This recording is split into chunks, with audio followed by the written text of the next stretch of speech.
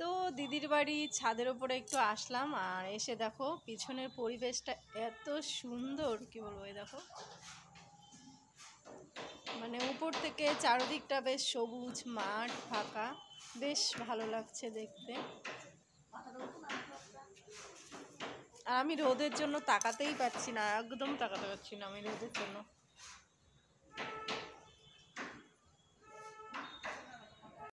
আর এই দেখো দুষ্টুমি করতে ব্যস্ত, একদমই মানে বসে থাকবে না, খোলা ছাদ দৌড়াদৌড়ি করবে।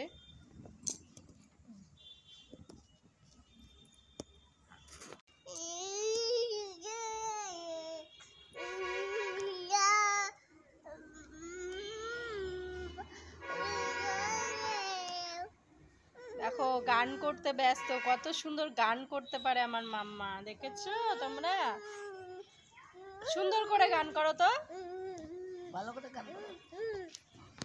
পেছনে দেখো ওই যে দূরে কত সুন্দর ছাদের উপর গাঁদা ফুল হয়ে আছে।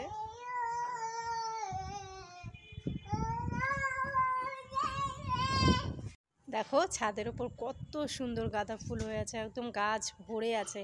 আর দেখো ছাদের উপরে কিন্তু লাউ গাছটা দেখেছো কত ভালো হয়েছে না?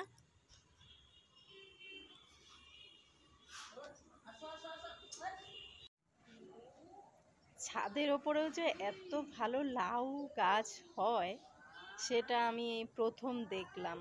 মানে চেহারাও কিন্তু ভালো লাউ গাছের একদম।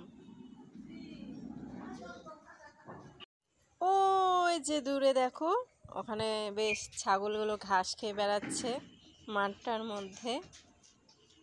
ওই যে দেখা যাচ্ছে, ওই যে দূরে দেখো একটা পুকুর আছে, আর পুকুরে কিন্তু জল একদমই দেখা যাচ্ছে না, একদম কুচুরি পানাতে ভর্তি, জল দেখার উপায় নেই।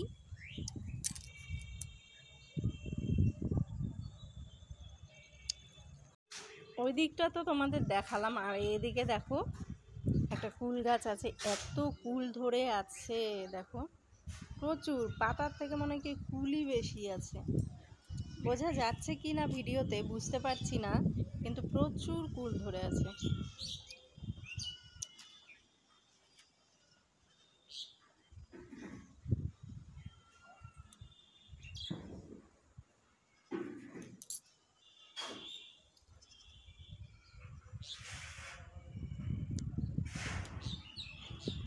আর এই যে পেয়ারা গাছটা দেখতে পাচ্ছ, আগেরবার যখন এসছিলাম না, এই পেয়ারা গাছটা না বড় ছিল, কেটে দিয়েছে, এত পেয়ারা ধরে থাকতো। আর না এই ছাদের থেকে পেয়ারার ডাল মানে ছাদের এপারে এসছিল তো, পেয়ারাটা খেতে এত মিষ্টি ছিল, এবার দেখি কি কেটে দিয়েছে গাছটা।